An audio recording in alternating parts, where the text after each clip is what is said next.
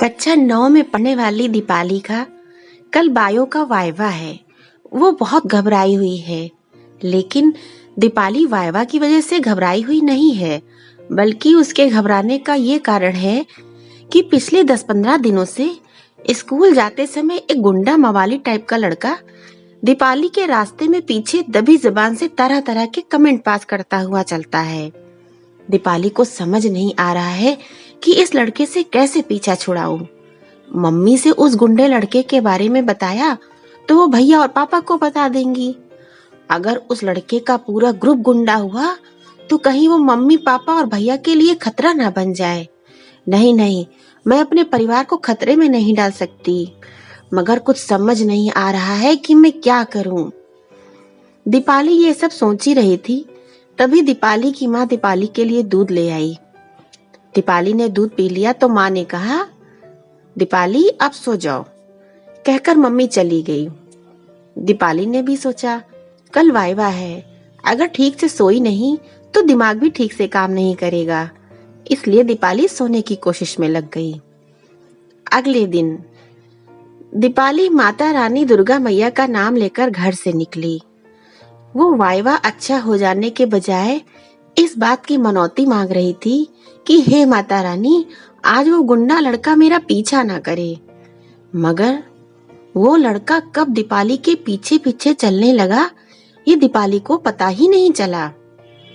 रुको रुको ना, वो लड़का दीपाली के कान के पास फुसफुसाते हुए बोला। लड़के की आवाज सुनकर दीपाली का तो खून ही जम गया, उसके पैर थर थर कांपने लगे। दीपाली को रुका देख उस लड़के की हिम्मत और भी बढ़ गई।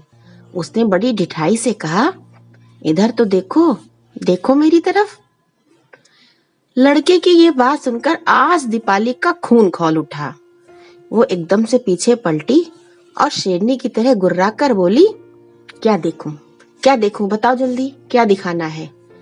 दीपाली जोर से चिल्लाई, क्या दिखाना है, आज तुम दिखा ही दो जो दिखाना है। दीपाली को इस तरह गुर्राता देख लड़की की तो सिट्टी पिट्टी गुम हो गई और वो पास से गुजरते लोगों को चोर नजरों से देखने लगा।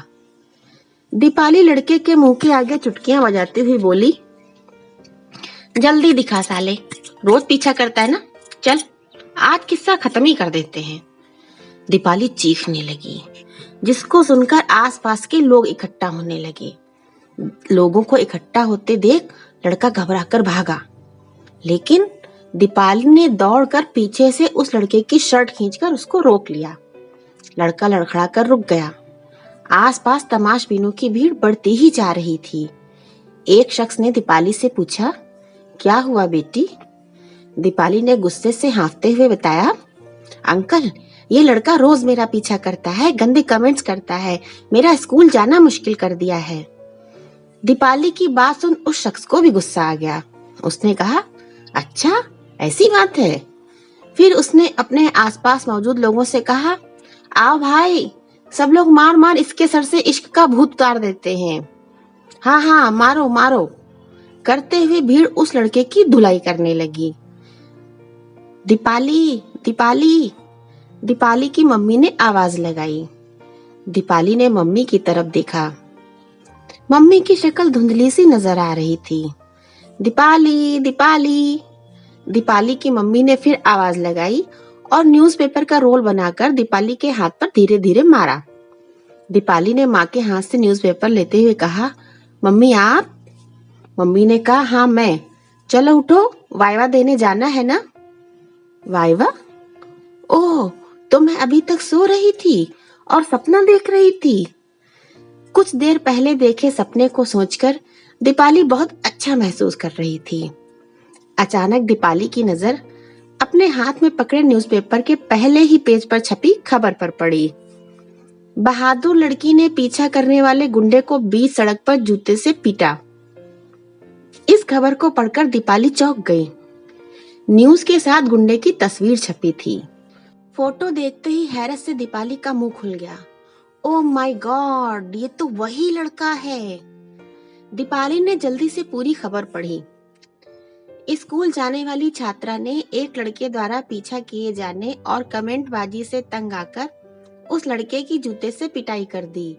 आसपास मौजूद लोगों ने भी उस लड़के को लात घूंसों से मार मार कर अधमरा कर दिया। वो लड़का स्कूल जाने वाली छात्राओं को परेशान करता था। भयभीत छात्राएं अपने घर वालों को इस लड़के के बारे में बताती नहीं थीं। इस बात का ये लड़का फायदा उठाता था। पुलिस उस लड़के को थाने ले गई है। सब लोग छात्रा की बहादुरी की बहुत तारीफ कर रहे हैं। दीपाली को यकीन नहीं हुआ कि जो सपना उसने थोड़ी देर पहले देखा था, वो सपना तो कोई और लड़की सच भी कर चुकी थी। दीपाली ने उस लड़की के लिए तालियां बजाई और निर्णय लिया कि अब वह भी अपने सपने को सिर्फ सपना नहीं रहने देगी, बल्कि इस लड़की की तरह सपने को हकीकत बना देगी। डर से मरना नहीं है, बल्कि हिम्मत से जीना है। Thank you.